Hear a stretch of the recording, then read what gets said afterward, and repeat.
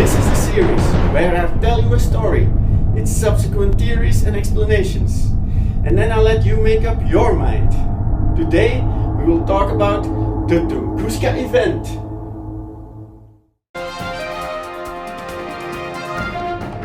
I was sitting in the porch at the house at the trading station of Vanovara at 7 a.m. and looking towards the north. Suddenly, the sky appeared like it was split in two, high above the forest. The whole northern sky appeared to be completely covered with a blazing fire. At that moment, I felt a great wave of heat as if my shirt had caught fire. The words of former Sergei Semenov, a witness of the Tunguska event on June 30th, 1908. At the time he was having breakfast at the trading station located only 64 kilometers or 40 miles from the epicenter. The seismograph in Irkutsk, 965 kilometers or 600 miles from the epicenter, recorded strong vibrations for more than an hour. 2,000 square kilometers or 770 square miles of forest were flattened. You could produce a lot of paper with that. No known casualties were reported. The first recorded expedition arrived more than a decade later, in 1921, led by the Russian mineralogist Leonid Kulik.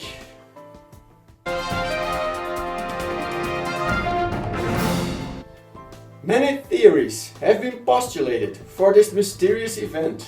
It probably means that nobody knows nothing and they're just yakking along at leisure. Asteroid airburst. Meteors traveling at 11 kilometers or 6.8 miles per second generate heat by compressing air in front of them, causing some of them to explode in mid-air. Astronomer F.J.W. Whipple suggested that the Tunguska body was a small comet known as a dirty snowball, composed of dirt, ice and frozen gases. Jesus was in a playful mood. A comet. In 1978, Slovak astronomer Lubor Kresak suggested that the body was a fragment of a comet called Encke, a periodic comet responsible for the Beta Taurus, an annual meteor shower coinciding with the Tunguska event. I need an umbrella for this. Showers. Problems with this theory is that, judging from the shallow trajectory, the comet fragment should have disintegrated in higher atmosphere or have left a visible crater. Scientists from the University of Bologna identified Lake Checo in Tunguska in June 2007 as a possible impact crater. Geophysical hypothesis. Astrophysicist Wolfgang Kundt proposed that the event was caused by the release of 10 million tons of natural gas from within the crust that rose to its equal density height, then drifted downwind in a sort of wick, which subsequently ignited and caused an explosion. Okay, who farted? Antimatter collision. Yeah, Captain Kirk is at it again! In 1941, Lincoln Laplace suggested that the Tunguska event was caused by an antimatter collision. Although it explains certain aspects of the event, the existence of these antimatter chunks is deemed theoretically impossible and would have annihilated in the upper atmospheric levels.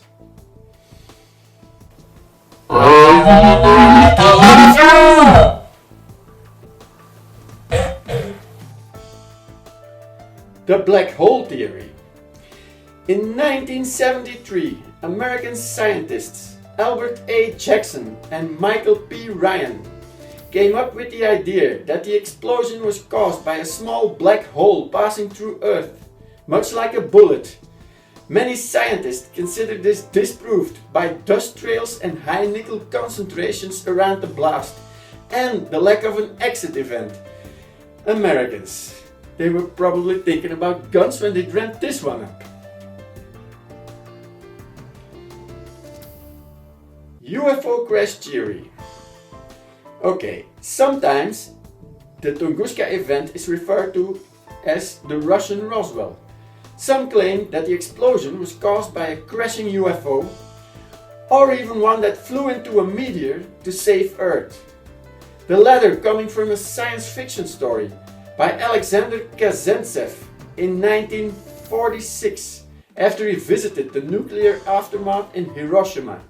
Allegedly, some remains of technical nature were brought to the city of Krasnoyarsk, sorry for the pronunciation, to be studied, but no subsequent reports or analysis were ever filed. Another piece of evidence is stated in the alleged 4-hour magnetic storm that raged afterwards, which could also be explained by a magnetic meteor or asteroid crashing. Okay, an event like this would not be complete without its own alien conspiracy theory, now would it?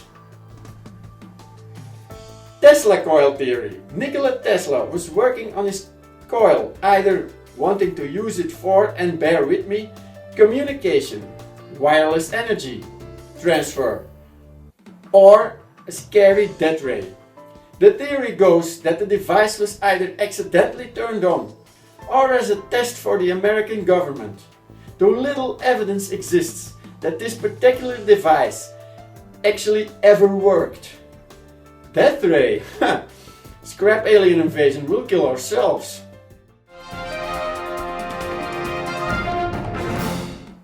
So a lot of stuff to wrap your head around this time. Glad my work is done because you decide!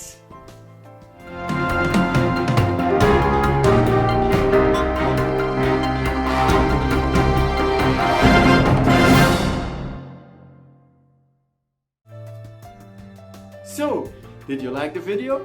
You can click the like button. You can leave comments in the box below. Hell, you can start a discussion group in there for all I care. If you haven't already and you want to see more, you can subscribe to my channel.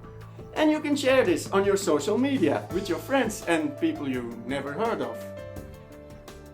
I have a vlog channel, so if you want to get bored out of your mind for a while, why don't you check it out?